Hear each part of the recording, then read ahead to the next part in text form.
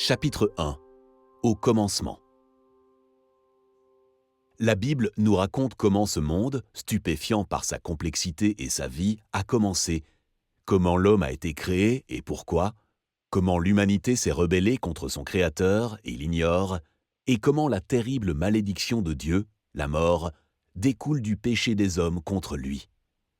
C'est à cause de notre péché contre Dieu, nous dit la Bible, que nous vivons dès notre naissance avec la condamnation à mort qui pèse sur nous. Nous n'avons ni espoir, ni joie, ni paix véritable et durable.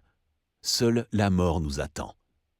Que nous soyons riches ou pauvres, forts ou faibles, esclaves ou libres, malades ou en bonne santé, nous mourrons tous un jour, et alors, nous dit la Bible, nous devrons nous tenir devant notre Créateur et lui dire pourquoi nous l'avons ignoré, lui et ses lois justes. C'est Dieu et non l'homme qui nous jugera, selon ses lois et non les nôtres. Aucune religion, aucune philosophie, aucun homme dans l'histoire du monde ne nous a montré comment échapper à cette horrible malédiction, sauf la Bible. Au commencement, Dieu créa le ciel et la terre. Or, la terre était chaotique et vide. Les ténèbres couvraient l'abîme, et l'Esprit de Dieu planait au-dessus des eaux. Et Dieu dit alors « Que la lumière soit ». Et la lumière fut. Dieu vit que la lumière était bonne, et il sépara la lumière des ténèbres. Il appela la lumière jour, et les ténèbres nuit.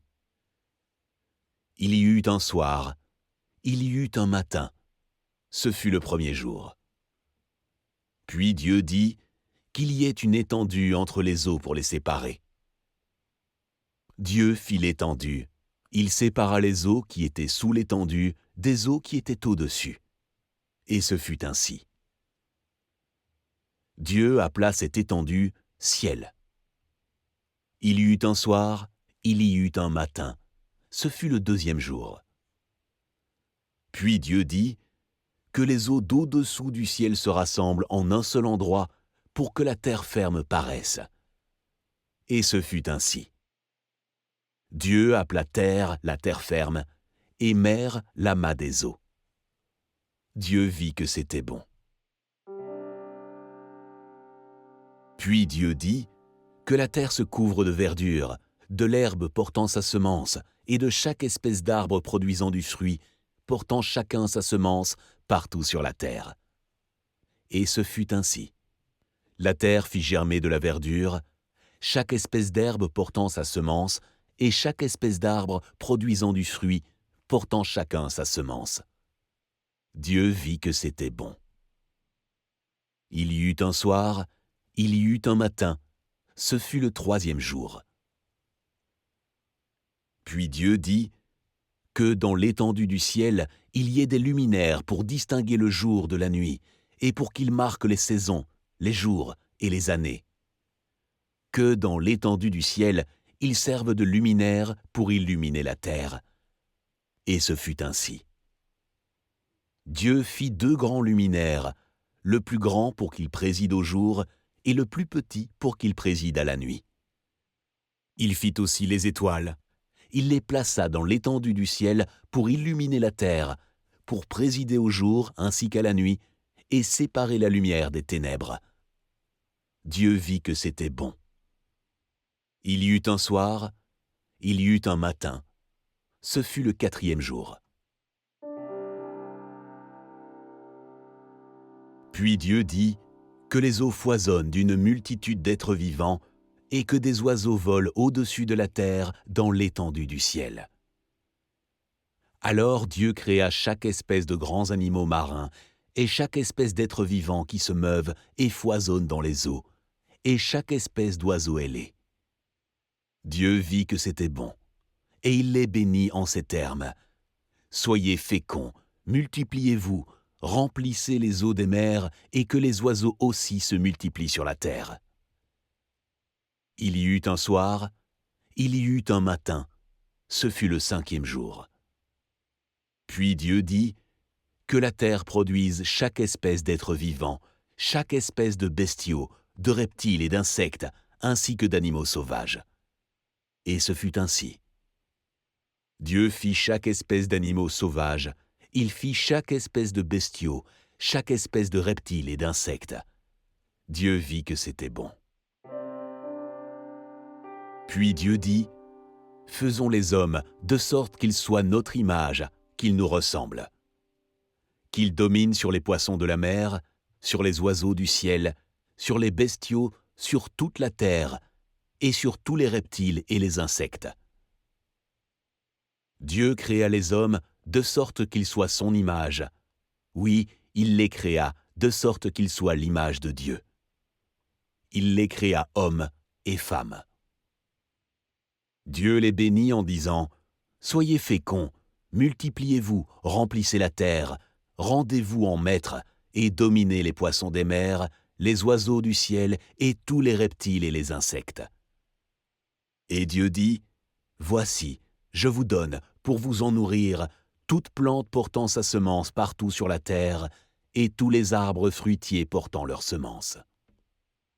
Je donne aussi à tout animal de la terre, aux oiseaux du ciel, à tout animal qui se meut à ras de terre, et à tout être vivant, toute plante verte, pour qu'ils s'en nourrissent. » Et ce fut ainsi. Dieu considéra tout ce qu'il avait créé. C'était très bon. Il y eut un soir, il y eut un matin. Ce fut le 6e jour. Ainsi furent achevés le ciel et la terre, avec toute l'armée de ce qu'ils contiennent. Le 7e jour, Dieu avait achevé tout ce qu'il avait créé.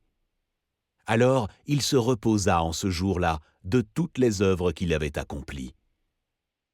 Il bénit le 7e jour, il en fit un jour saint, car, en ce jour-là, il se reposa de toute l'œuvre de création qu'il avait accomplie. Voici l'histoire de ce qui est advenu au ciel et sur la terre lorsqu'ils furent créés. Au temps où l'Éternel Dieu fit la terre et le ciel, il n'existait encore sur la terre aucun arbuste et aucune herbe des champs n'avait encore germé, car l'Éternel Dieu n'avait pas fait pleuvoir sur la terre, et il n'y avait pas d'homme pour cultiver la terre.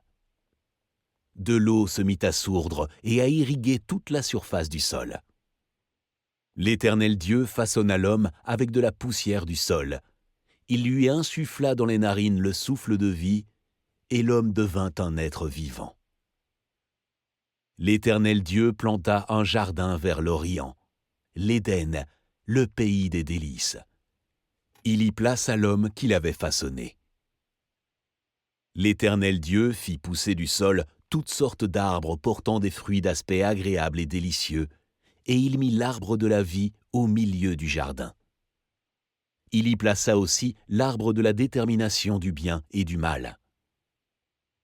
L'Éternel Dieu prit l'homme et l'établit dans le jardin d'Éden pour le cultiver et le garder.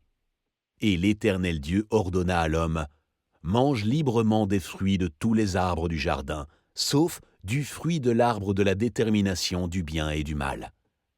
De celui-là, n'en mange pas, car le jour où tu en mangeras, tu mourras. »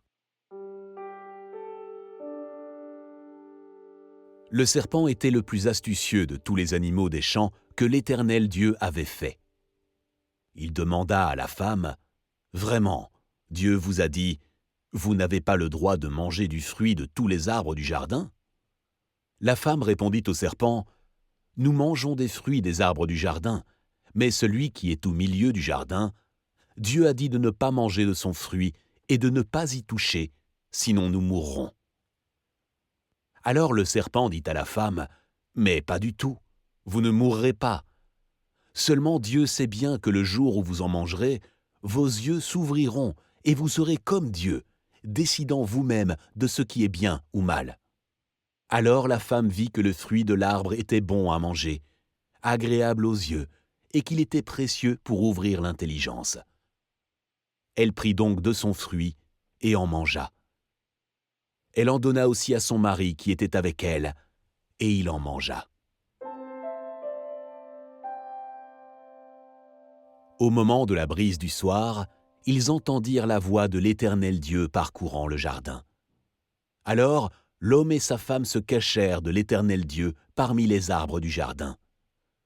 Mais l'Éternel Dieu appela l'homme et lui demanda « Où es-tu » Celui-ci répondit « J'ai entendu ta voix dans le jardin, et j'ai eu peur, car je suis nu. Alors je me suis caché. » Dieu dit « Qui t'a appris que tu es nu ? Aurais-tu mangé du fruit de l'arbre dont je t'avais défendu de manger ?» Adam répondit « La femme que tu as placée auprès de moi, c'est elle qui m'en a donné, et j'en ai mangé. » L'Éternel Dieu dit à la femme « Pourquoi as-tu fait cela ?» « C'est le serpent qui m'a trompé, répondit la femme, et j'en ai mangé. » Dieu dit à la femme « Je rendrai tes grossesses très pénibles, et c'est dans la souffrance que tu mettras au monde tes enfants. Tes attentes seront tournées vers ton mari, mais lui, il te dominera. » Il dit à Adam « Puisque tu as écouté ta femme et que tu as mangé du fruit de l'arbre dont je t'avais défendu de manger, le sol est maudit à cause de toi. C'est avec peine que tu en tireras ta nourriture tout au long de ta vie. Il te produira des épines et des chardons, et tu mangeras des produits du sol. Tu en tireras ton pain à la sueur de ton front, jusqu'à ce que tu retournes à la terre, puisque tu as été tiré de celle-ci. Car toi, tu es poussière, et tu retourneras à la poussière. L'homme nomma sa femme Ève, vie. Elle est devenue en effet la mère de toute vie humaine. L'Éternel Dieu fit à Adam et à sa femme des vêtements de peau pour les habiller.